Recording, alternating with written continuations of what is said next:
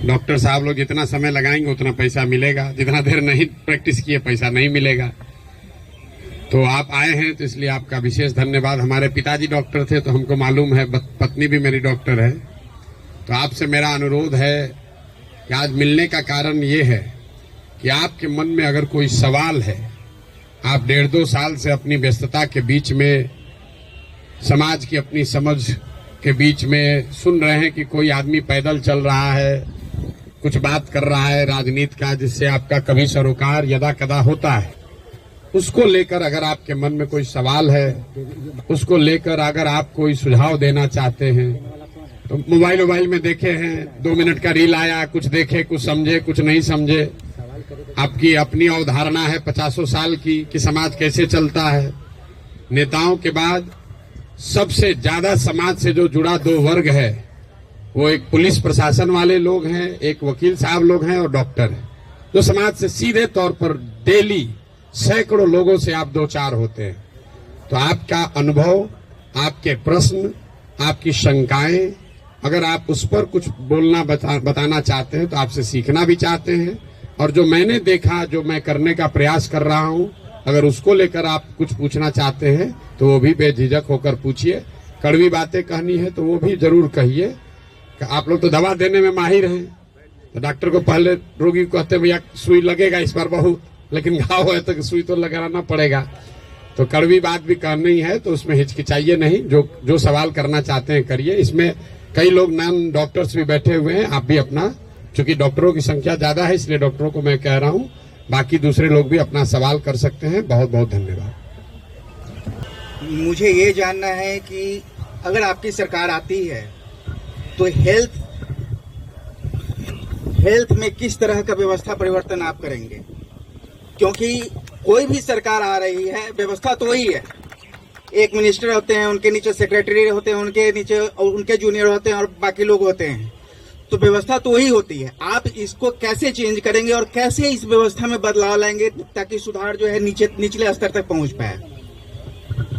स्वास्थ्य व्यवस्था को लेकर जनसुराज की क्या सोच है? बिल्कुल ये सही सवाल है।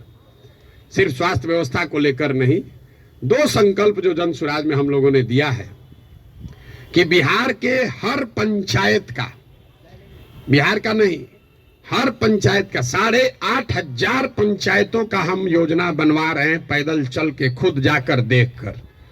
और ये तय किया जा रहा है कि उस पंचायत में पढ़ाई की व्यवस्था कैसे होगी, 800 से 1200 रोजगार के अवसर कैसे पैदा किए जाएंगे, और उस पंचायत में जिस तरह की भी खेती होती है उस खेती को खाने वाले खेती से कमाने वाला खेती कैसे बनाया जाएगा।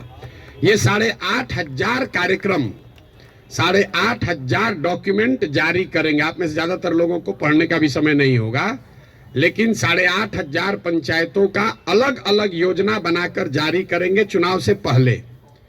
उसके साथ साथ बिहार के विकास के लिए जो 10 महत्वपूर्ण पहलू हैं, उसमें स्वास्थ्य भी इंक्लूडेड है, उस पर भी 10 साल का विजन डॉक्यूमेंट बनाकर आपको चुनाव से पहले जारी करेंगे।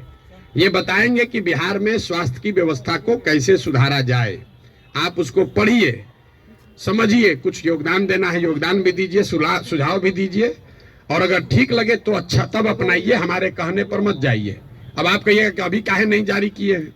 अभी इसलिए नहीं जारी किए हैं कि अगर अभी हम वो योजना जारी कर दें तो वो मेरी सोच होगी, उसमें आपकी और बिहार के लोगों की सोच समाहित नहीं है। पहले गांव गांव जाकर देखकर ये समझ रहे हैं, लोगों से पूछ रहे हैं कि क्या करना पड़ेगा।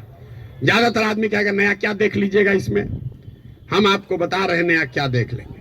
हम भी बिहार के सरकारी स्कूल में पढ़े हैं, हमने अपने बाबूजी के क्लिनिक में देखा है 100 रुपया के मोनोसेफ नहीं खरीद पाने के वजह से इनके फ्लाइटिस के पेशेंट हाथ जोड़ के कहते हैं भैया मर जाए, लेकिन अब हम कुछ नहीं कर सकते, घर में कुछ नहीं बचा है, 100 रुपया। तो हमको उसकी समझ है, लेकिन इसके बावजूद जब हम 2 बरस से चल रहे हैं पैदल, तो जो गरीबी, जो बदहाली, जो कष्ट मैंने जमीन पर देखा है, इसका मुझे कभी अंदाजा नहीं था। हम संयुक्त राष्ट्र संघ में पब्लिक हेल्थ में ही 10 बरस काम किए हैं, यहाँ राजनीति में से भी जुड़े रहे, लेकिन जितनी गरीबी बदहाली हम अपनी आंखों से देख रहे हैं, ये आंकड़ों से दिखने वाली गरीबी से कहीं ज्यादा है।